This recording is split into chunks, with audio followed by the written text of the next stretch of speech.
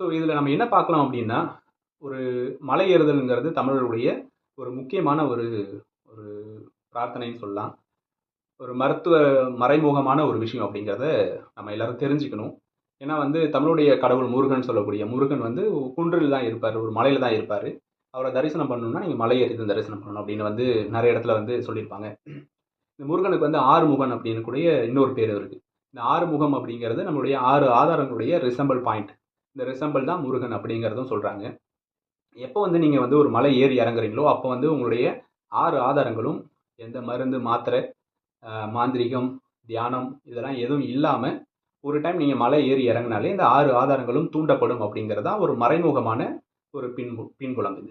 So இவ்வளவு ஆரோக்கியமான ஒரு மலை ஏறுதல்ங்கிற விஷயத்த வந்து, இந்த மாதிரியான சின்ன சின்ன விஷயங்கள் வந்து ஒரு மக்களுக்கு வந்து ஒரு பயத்தை உருவாக்கியும், ஒரு தடை ஏற்படுத்தக்கூடிய விஷயமாவே இருக்கு.